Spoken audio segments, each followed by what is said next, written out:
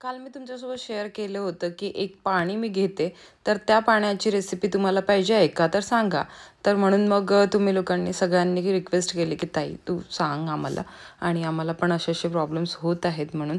तर म्हटलं चला तुमच्यासोबत शेअर करून देते आज की मी कोणतं पाणी घेते डेली. आता मी कोणतं पाणी घ्यायला लागलेली आहे. आणि हो, हे पाणी मी आत्ता सुरू केलं सध्या काही 2 दिवस झाले. कारण काय झालं आहे की आधी माझं रुटीन छान होतं. या 2 महिन्या मुलांच्या सुट्टीमध्ये तर माझं रुटीन बिघडलं, म्हणून मी आता हे सुरू केलेलं आहे. पाणी घ्यायचं, त्यामध्ये धणे घालायचे, धणे, मेथीदाणा आणि थोडं जिरं आणि थोडा ओवा असं घालून मी तुम्हाला क्वांटिटी दाखवलेलीच आहे. हे झाकून ठेवायचं रात्रभर. झाकून ठेवल्यानंतर जेव्हा तुम्ही सकाळी उठाल त्यावेळेला हे पूर्ण अर्क याच उतरलेला राहणार. सकाळी आपल्याला याला बॉईल करून घ्यायचं आहे आणि छान बॉईल करायचं आहे अर्ध होईपर्यंत. नंतर याला सिप करून गाळून आपल्याला प्यायचं आहे. तर तुम्ही यात हनी पण घालू शकता तुम्हाला पाहिजे असेल तर. पण मला असं वाटते की नाही घातलेलं बरं. तुम्हाला टेस्ट जर पाहिजे असेल तर हनी लेमन घालू शकता, पण मी म्हणेल की नका घालू. असंच प्यायची सवय लावा. म्हणजे तुम्हाला ते असं जर थोडं टेस्ट तुमच्या तोंडाची बिघडली ना, म्हणजे थोडी तुम्हाला अशा गोष्टींची टेस्ट लागली ना, तर तुम्ही काहीही घेऊ शकता. जसं ब्लॅक कॉफी घ्यायची सवय लावा किंवा या गोष्टींची. मी सांगते ना की माझं हे 2 महिने झाले, 2 ते 3 महिने झाले, माझं पूर्ण रुटीन म्हणजे माझा झोपण्याचा वेळ नाही, माझा खाण्याचा वेळ नाही, माझा पिण्याचा वेळ नाही, माझा उठण्याचा वेळ नाही, असा कोणताच वेळ माझा प्रॉपर नव्हता. आणि आता मी प्रॉपर वेळेवर उठत आहे, प्रॉपर वेळेवर झोपत आहे. फक्त वर्कआउट हे रेग्युलर होत नाही आहे, पण वर्कआउटला पण आपण रेग्युलर जाणार आहोत. तर आता हे सकाळी सकाळी घेऊन घ्यायचं आणि नंतर मग अर्धा 1 तासानंतर मग आपलं काही खायचं असलं तर खायचं, चहा घ्यायचा असला तर घ्यायचा. मी आता चहा सध्या बंद केलेला नाही आहे, म्हणून जेव्हा चहा बंद करेल मी ते पण तुमच्यासोबत शेअर करेल. आणि सकाळी यांनी मस्त धूप, ते काय म्हणतात, राळ वगैरे जाळली होती, गौरी वगैरे जाळली होती, तर छान वाटत होतं. एकदम मस्त वातावरण झालेलं होतं घरातलं. एकदम पॉझिटिव्ह वाईब्स येत होत्या. आणि नंतर मग काय झालं की मी दादांना, म्हणजे माझे फ्रेंड आहे तिचेच हजबंड आहेत, शेजारीच राहतात. तर त्यांची पॅथॉलॉजी आहे, तर त्यांना मी बोलवलं होतं, तिला कॉल केला. तर ती बोलली की पहिल्यांदा ते पॅथॉलॉजीला गेलेले आहेत, नंतर दादा आलेत, आता माझं ब्लड घ्यायला आलेले आहेत ते. ॲक्च्युली मी त्यांना ते रिझन सांगत होते की मी ब्लड टेस्ट का करत आहे, कारण मला थायरॉईड आणि याची काय म्हणतात त्याला, आपल्या शुगरची टेस्ट करायची होती. आणि मी ही करत राहते नेहमी. तर तुम्ही बघितलं असेल, नेहमी दादा येतातच, हेच दादा येतात आणि हेच दादा माझं ब्लड घेऊन जातात आणि मी टेस्ट करत राहते आणि रिझल्ट पण तुमच्यासोबत शेअर करते काय आलेलं आहे. तर आतापर्यंत तर असं काही जाणवलेलं नाही मला. पण यावेळेला ना काय होतं आहे की वर्कआउट बंद आहे आणि सगळ्या गोष्टी, म्हणजे माझं डाएट पण प्रॉपर नाही आहे. प्रॉपर म्हणजे पूर्ण बिघडलेलं होतं. तर सांगितलं ना मी, रुटीन कसंच बिघडलेलं होतं. तर त्यामुळे मग ते हे झालं होतं की मला असं फील होत होतं की जळजळ फील होत होतं. म्हणून म्हटलं एक वेळ हे चेक करून घ्यायचं, म्हणजे मनातली शंका निघून जाते काय आहे काय नाही. आणि नंतर मग त्यांनी ब्लड टेस्ट घेतले, त्यांच्यासाठी चहा ठेवला. आणि यांनी पण चहा हे पण चहा घ्यायचे होते. तर म्हटलं चला आता, ते म्हणत की मी चहा सोडलेला आहे, असं आहे. म्हटलं चला आज घेऊन घ्या, काय नाही होत, कोणाकडे गेलं तर थोडंफार हे करायला पाहिजे. मग त्यांच्यासाठी चहा बनवला, त्यांना चहा वगैरे दिला. मांजर सटकली, रोज येते आहे ते. चला, ब्लड टेस्ट करून गेलेले आहे ते दादा. ॲक्च्युली मला ना थोडंसं असं फील होतं आहे इथे, माहीत नाही का बरं. कारण मला ती जिम वगैरे हे ते करायची सवय आहे, वर्कआउट करायची सवय आहे. त्याने माझे हे व्यवस्थित दिसते, जॉलाईन वगैरे असं, काय म्हणतात त्याला, हे डबल चिन वगैरे कधी दिसत नाही जास्त. म्हणजे इतकी तर माझी शार्प जॉलाईन नाही आहे, पण ती वर्कआउट केल्यानंतर येते हे पण मला माहीत आहे. पण आता ना मला असं इथे असं फील होत आहे, थोडं जळजळ. म्हणून म्हटलं माझ्या डोक्यातली शंका काढून घेते आणि आपण ब्लड टेस्टसाठी देऊन देऊ. म्हणजे काय होते, तरीही आपण 3 महिन्यांनी ब्लड टेस्ट करायलाच पाहिजे. 3 महिन्यात आपल्याला थोडंफार तर आपल्या बॉडीमध्ये चेंजेस येतातच. आता माझं जवळजवळ मागच्या वेळेला शेअर केलं होतं मी तुमच्यासोबत, ब्लड टेस्ट केव्हा दिलं होतं तर करायला. मग आता त्यावेळेला तर काही निघालं नाही, मी करतच राहते असं काही नाही. आणि जेव्हाही मी सपोज गायनिककडे गेली किंवा काही असं इश्यूज असले तर मग मी करून टाकते ब्लड टेस्ट. कारण आपल्या डोक्यातली एक शंका निघून जाते. आणि समजा सपोज काही असलंही तर आपण स्टार्टिंगलाच त्याची जी हे आहे काळजी आहे ती घेऊ शकतो. तर म्हणून मग ह्या गोष्टी केलेल्या आहेत. तर आता बघू, टेस्ट आल्यानंतर मी दाखवतेच तुम्हाला काय काय आहेत त्यामध्ये, काय निघते.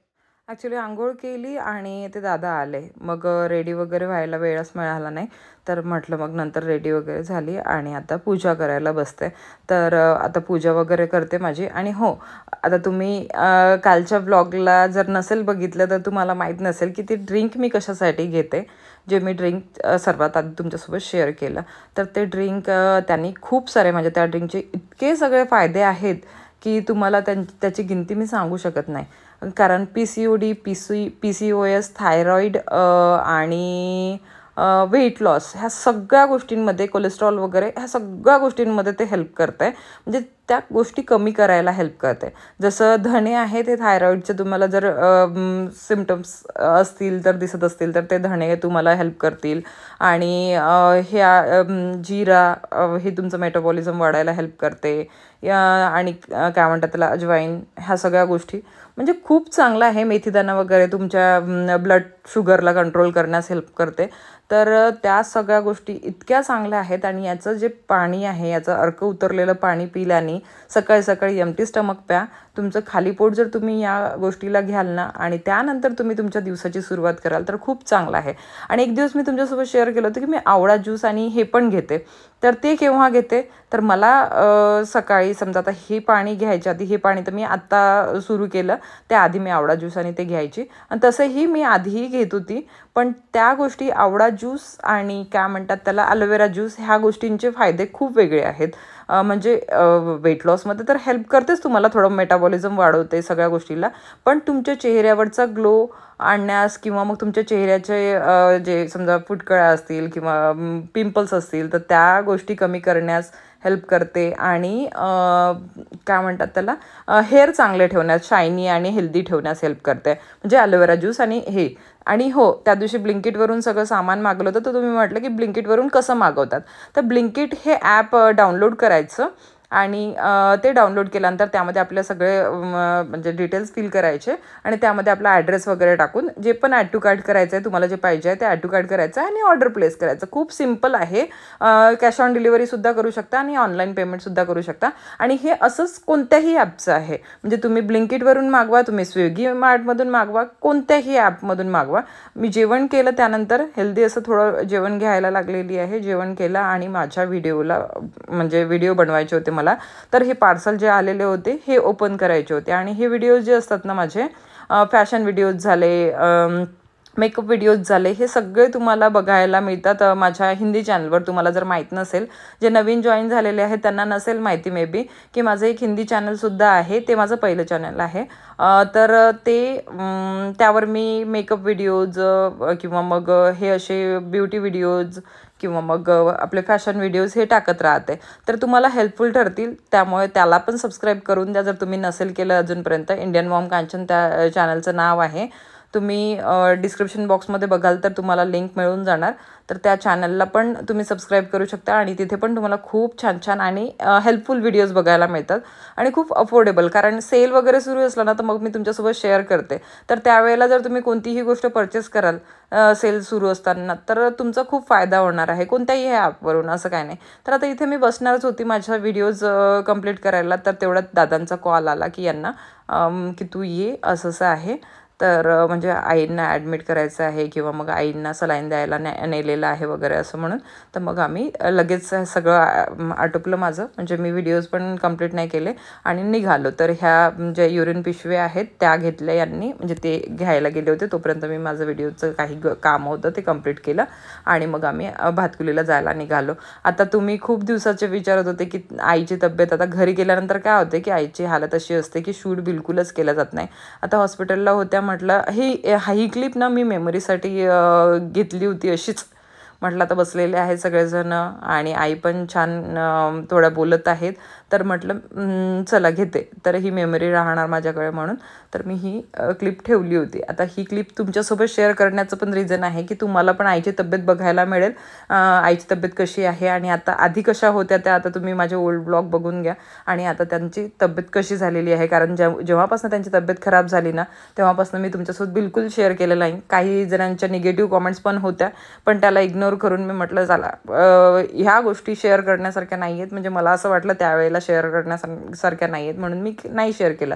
आता ही क्लिप घेतलीच होती मी, तर म्हटलं तुम्हाला पण दाखवून देते, कारण 2-4 निगेटिव्ह लोक सोडून जे बाकीचे लोक आहेत ते खरंच माझ्यासोबत मनाने जोडलेले आहेत आणि माझ्या फॅमिलीला, स्वतःची फॅमिली समजून काळजी करतात, म्हणून त्यांच्यासोबत शेअर करणं मला असं वाटलं की करायला पाहिजे म्हणून मी केलं.